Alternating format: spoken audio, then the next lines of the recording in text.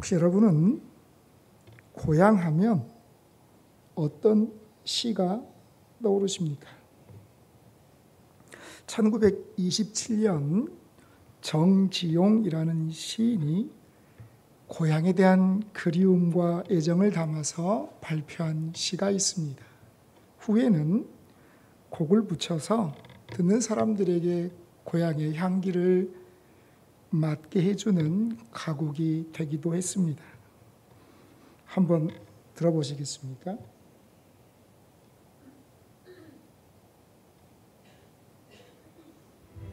넓은 벌동쪽 끝으로 옛 이야기 지줄대는 실개천이 휘돌아 나가고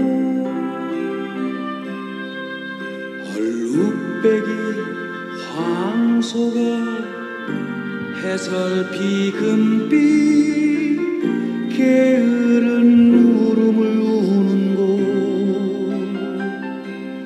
그곳이 참아 꿈엔 들리칠리야.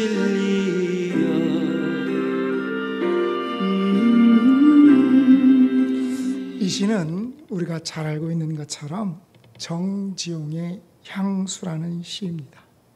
그곳이 참아 꿈엔들 이칠리야. 결코 꿈에서도 잊을 수 없는 시인의 그리움이 담겨 있는 고백입니다. 왜 그럴까요? 고향은 추억이 있는 곳이기 때문입니다. 자신도 모르게 가슴 한켠에 피어나는 애틋한 그리움, 그러면서 알 수 없는 따뜻한 포근함, 이것이 추억이기 때문입니다. 요즘 젊은 아빠들 사이에 유행하는 것이 있죠. 그것은 모든 가족을 데리고 캠핑하는 것입니다. 온 가족을 데리고 밖에 나가서 텐트를 치고 하룻밤을 지내고 오는 것이 버킷리스트가 되었다고 합니다. 그런데 여러분, 만고의 진리가 있어요. 집 떠나면 고생이에요.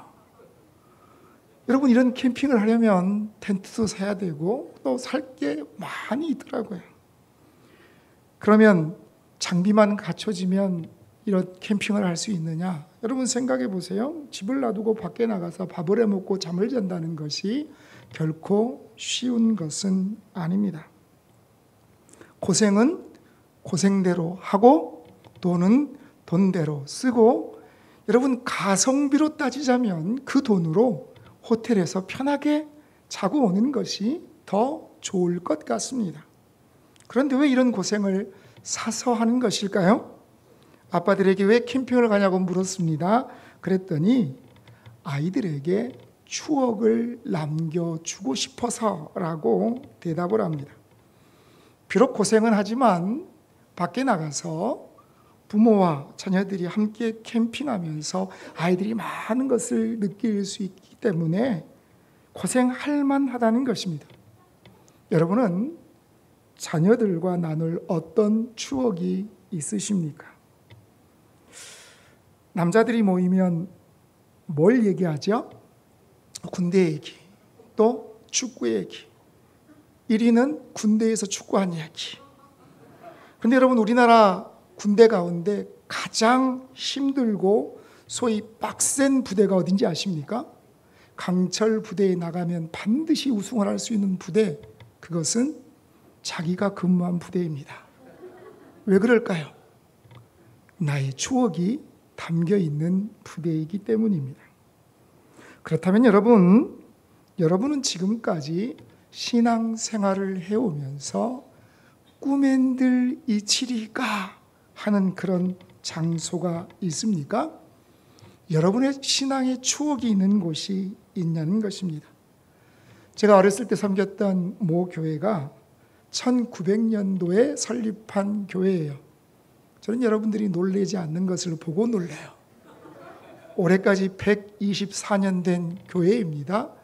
제가 다닐 때는 잘 몰랐는데 나중에 기사를 보니까 전라도에서 가장 먼저 세워진 교회, 신사참배를 거부하다가 교회가 폐쇄를 당하는 아픔도 있었고 WCC에 반대해서 보수 정통신앙을 지키겠다고 51인회를 모인 곳 바로 이 교회입니다.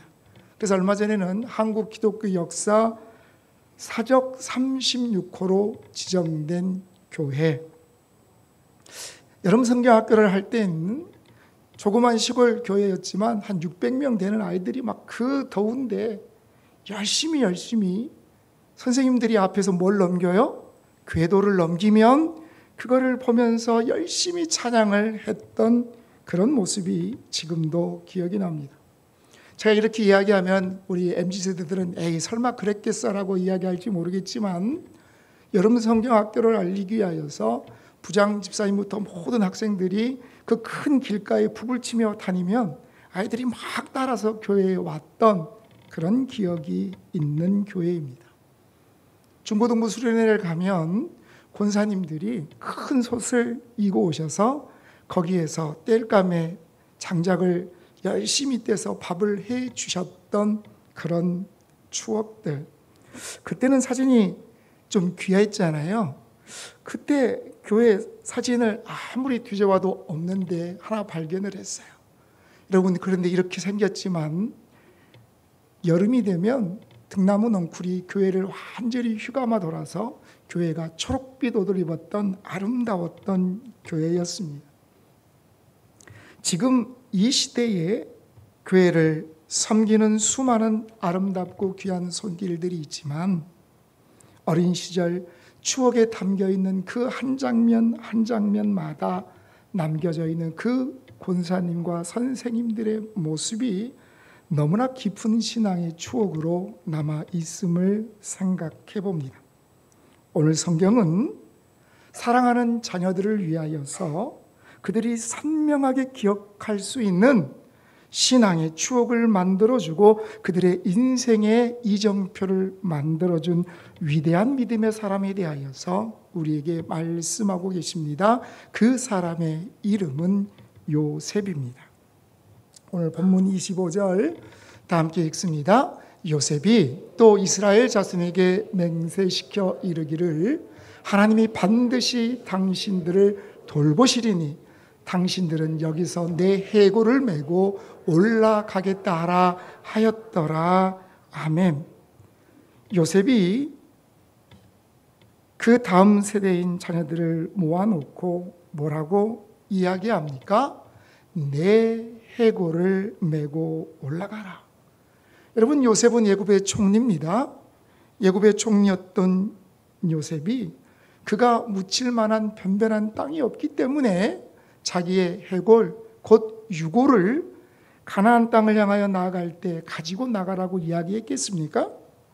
요셉의 아버지인 야곱이 장례식을 할 때 40일 동안 향으로 처리하고 애굽 사람들이 70일 동안 슬퍼 곡하였다는 것을 보면 요셉의 장례식은 훨씬 더 성대하고 화려하게 치루어졌을 것입니다.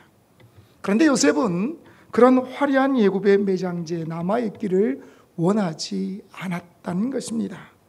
여기서 올라가다라는 말은 높은 곳을 향하여 가다라는 의미가 아니라 약속의 땅을 향하여 가라라는 그런 의미를 가지고 있습니다. 요셉은 하나님의 백성 이스라엘 백성들이 다시 가나안 땅에 들어갈 것이라는 꿈을 가지고 있었습니다. 그 꿈을 바라보면서 그런 사랑하는 자녀들에게 이런 유언을 남기고 있다는 것입니다. 하나님께서 반드시 너희들을 돌아가게 하실 것이다. 내가 나의 해골, 나의 유골이나마 하나님이 우리 결합하신 그 땅에 묻히게 해라 라는 것이 요셉의 유언이었는데 왜 요셉은 이런 유언을 남겼고 요셉의 해골, 이 유골은 이스라엘 백성들에게는 어떤 의미로 다가오는 것이었을까요? 여러분 혹시 이정표라고 들어보셨죠? 이정표, 많은 의미가 있지만 어떤 과정이나 획기적인 계기나 지침을 만들어 놓은 사건을 우리는 이정표라고 합니다. 또 주요한 도로상에 어디까지, 내가 원하는 그 지점까지 방향과 거리를 적어 놓은 것을 우리가 이정표라고 이야기합니다. 왜 이정표를 만들까요? 사람들이 보면서 그 사실을 기억하라는 것입니다. 내가 어디에 있고 내가 가야 할 방향이 어디라는 것을 늘 살피게 만드는 것이 이정표입니다. 요셉의 해골, 요셉의 유골은 이스라엘 백성들에게 이정표가 되었다는 것을 우리는 기억해야 합니다.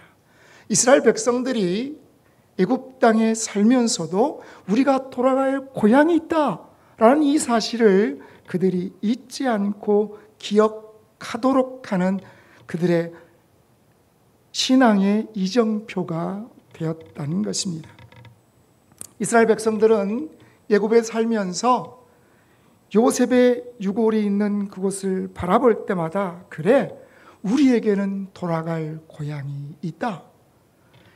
요셉의 유골은 단순한 해골이 아니라 우리가 돌아갈 믿음의 고향이 있다는 것을 깨닫게 하는 그런 사명의 이정표가 되었음을 우리는 기억해야 합니다.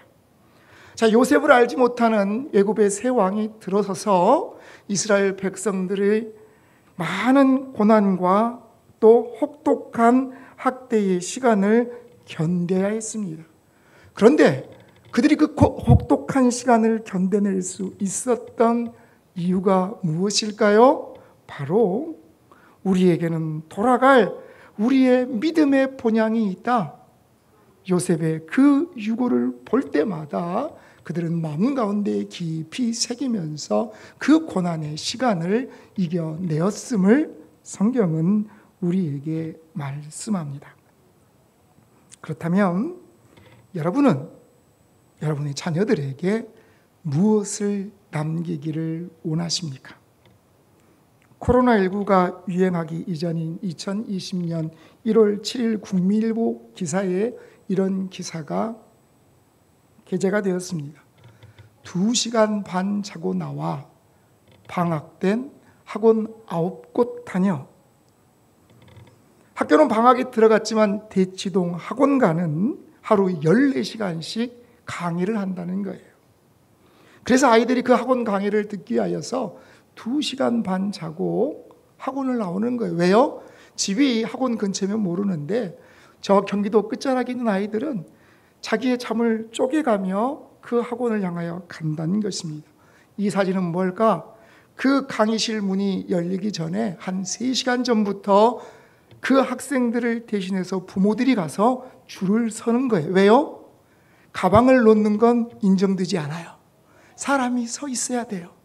아이들이 다음 강의를 듣고 올 때까지 한 3시간 정도. 왜요? 강의실이 너무 커요. 늦게 들어가면 앞에 있는 글씨가 안 보여요. 더 가까운 데에서 공부를 열심히 하라고 엄마, 아빠, 할머니, 할아버지가 힘을 내서 줄을 서 있는 모습입니다. 한 학부모가 이렇게 말을 합니다. 대치동에서는 고3 엄마라면 이 정도는 해야지 하는 풍토가 있습니다. 코로나19가 종식된 지금도 아마 이런 상황은 그대로 펼쳐져 있을 것입니다. 저는 고3 엄마라면 이 정도는 해야지요 라고 하는 그 말이 가슴이 아팠습니다. 왜요? 지금 우리가 세상에서 구별된 하나님의 자녀로 우리 아이들을 양육하고 있는데 믿음의 엄마라면 이 정도는 해야죠 라고 할 수 있는 일이 무엇일까? 여러분, 요즘에 조기 교육을 하잖아요. 조기 교육은 언제부터 하는 게 조기 교육이에요? 여러분이 생각하실 때 그래도 몇 살부터는 조기 교육을 해야 합니다 라고 생각을 하십니까? 돌이 지난 아이들의 엄마 모임에 참석한 한 엄마가 갑자기 불안해지고 초조해지더래요. 거기에 모여있는 뭐가 지났어요? 돌이 지난. 엄마들이 이야기를 하는데 우리가 우리 애는 영어 조기 교육을 시키고 있다는 거예요. 그러니까 뭘 어떻게 시키는가 그랬더니 아이들에게 계속 영어로 동화를 들려준다는 거예요. 그러다 보면 애들이 영어를 듣는 귀가 열린다는 거예요.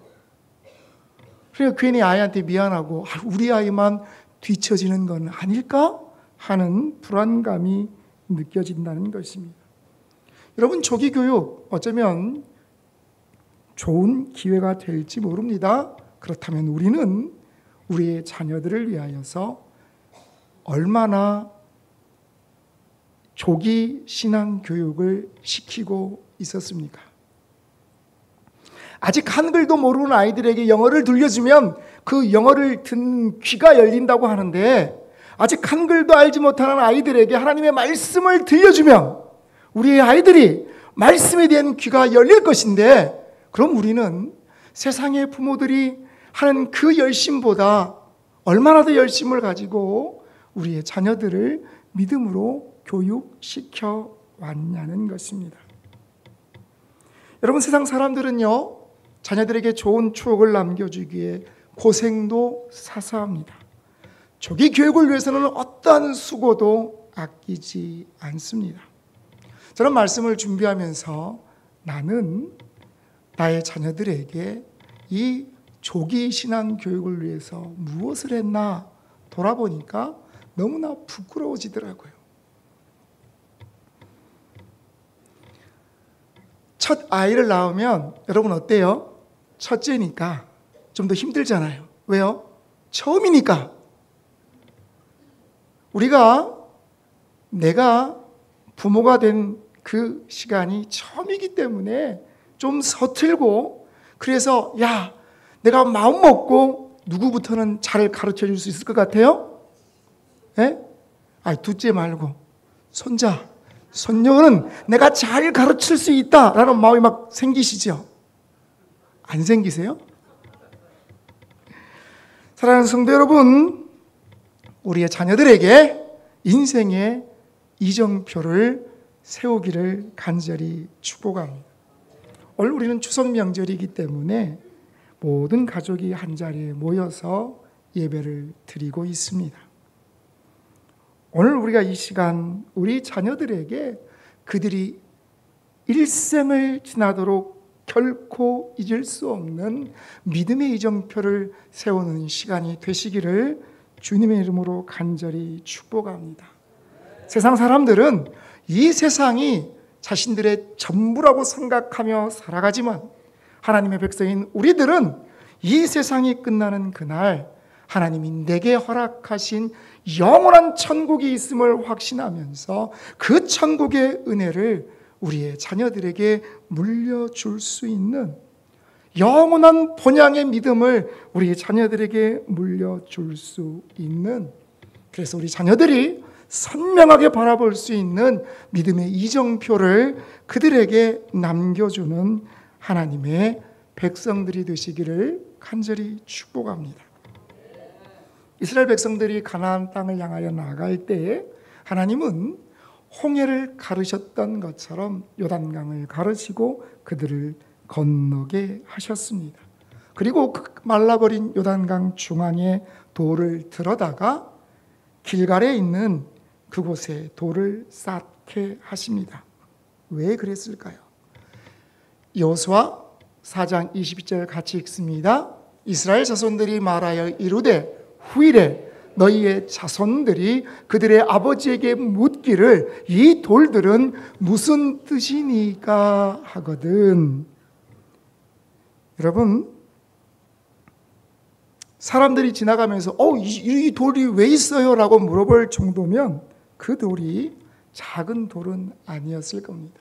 길갈에 가면 아마 이게 그 12돌이 아니었을까라고 생각하는 돌 무더기가 있어요. 왜 그 돌을 요단강에서 길갈까지 그들은 가져와야 했을까? 그 돌을 보면서 자녀들이 묻는다는 거예요. 뭐를 물어요? 아빠, 이게 뭐예요? 아니, 이 돌들을 왜 이곳에 세워놨어요? 라고 물어볼 때 그 자녀들에게 이렇게 대답하라고 말씀합니다. 여호수아 4장 23절 같이 읽습니다.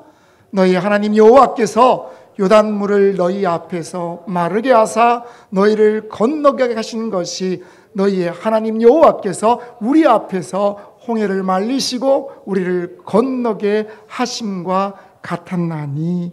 아멘.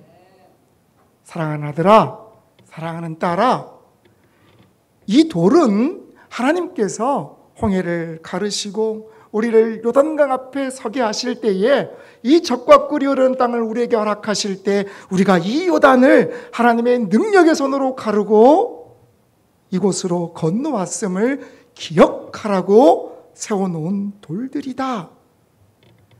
그 자녀들이 인생을 살아가면서 능력의 하나님께서 우리 부모님을 이렇게 인도하셨구나.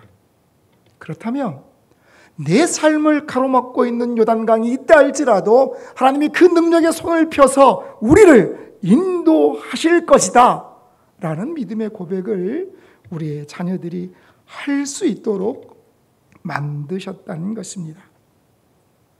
출애굽기 13장 19절 같이 읽습니다. 모세가 요셉의 유고를 가졌으니 이는 요셉이 이스라엘 자손으로 단단히 맹세하게 이르기를 하나님이 반드시 너희를 찾아오시리니 너희는 내 유고를 여기서 가지고 나가라 하였음이라. 아멘. 뭐라고 말합니까? 반드시 너희는 가지고 나가라는 것입니다. 수백 년의 시간이 흘렀으며 정확히 360년의 시간이 흐른 뒤에 이스라엘 백성들은 그 요셉의 유언을 잊지 않았습니다. 그리고 그들은 그 요셉의 유고를 가지고 가나안 땅을 향하여 나갔다는 것입니다. 우리의 사랑하는 자녀들에게 믿음의 추억을 물려주는 것, 이것은 선택이 아니라 하나님이 우리에게 허락하신 책임이요 의무인 것을 우리는 믿습니다. 여러분, 우리의 자녀들이 선명하게 바라볼 수 있는 믿음의 이정표가 있다면 그들이 때로 힘들고 지치고 곤고할 때에 그냥 주저앉을 수밖에 없는 일을 만났을 때에 다시 오뚜기처럼 일어서서 하나님이 주신 그 사명을 향하여 나갈 수 있기 때문입니다. 오늘 본문 24절 다시 한번 읽습니다.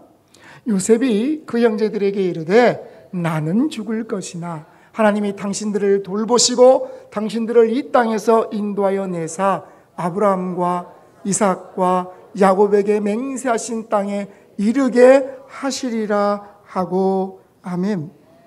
요셉은 이야기합니다. 나는 죽을 것입니다. 하지만 하나님이 반드시 당신들을 그 약속의 땅에 이르게 하실 것입니다. 그때 나를 기억하여 주십시오. 여러분, 우리는 언젠가 다 하나님 앞에 서야 하는 사람들입니다. 부모가 언제까지 자녀들 곁에 함께 머물면서 그들을 위하여서 기도해 줄 수는 없습니다. 중요한 것은 하나님이 나를 부르시는 그 날이 이른다 할지라도 우리의 자녀들이 그 믿음 안에서 하나님 앞에 붙잡혀 있는 인생을 살아가야 한다는 것입니다. 혹시 여러분에게 신앙의 추억을 돌아보게 하는 찬송이 있다면 그것은 몇 장일까요? 저는 이 찬송을 부를 때마다 눈앞에 스쳐가는 수많은 믿음의 기억들을 생각해 봅니다. 찬송가 579장 가사를 한 번씩 읽어볼까요? 어머니의 넓은 사랑 귀하고도 귀하다. 그 사랑이 언제든지 나를 감싸줍니다. 내가 올 때 어머니는 주께 기도드리고 내가 기뻐 웃을 때에 찬송 부르십니다. 아침 저녁 읽으시던 어머니의 성경책 손때 남은 구절마다 모습 본 듯합니다. 홀로 누워 괴로울 때 헤매다가 지칠 때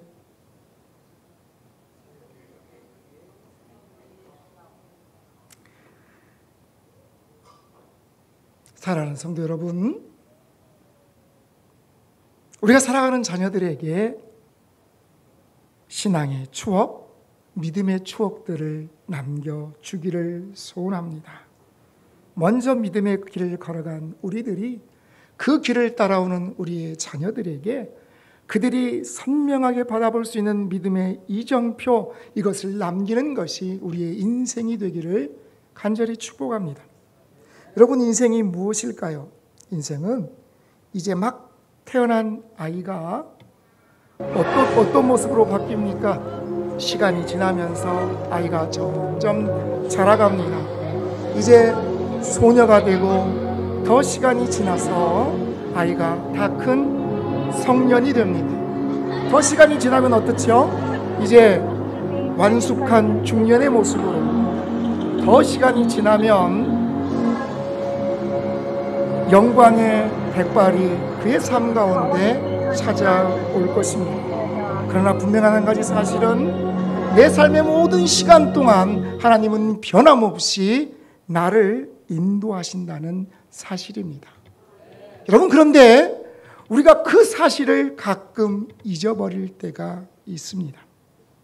고난의 골짜기 앞에 서 있을 때 그 고난 때문에 하나님이 나와 함께 하심을 잊어버릴 때가 있다는 것입니다. 등이 휠 것 같은 삶의 무게 때문에 하나님의 그 사랑을 잃어버릴 때가 있다는 것입니다. 우리가 세상을 살아가면서 가장 잔인한 질병이 우리에게 찾아오는데 그것은 치매입니다. 한 영화 제목처럼 내 머릿속의 지우개가 나의 소중한 추억들을 지워버린다는 것입니다.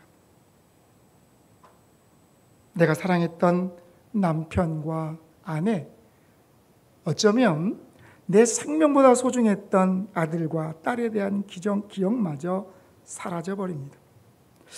저는 지금까지 살아오면서 가장 가슴 아팠던 기억이 어머니가 파킨슨병을 앓으시면서 나중에 치매가 진행되다 보니까 나중에는 저를 못 알아보시더라고요.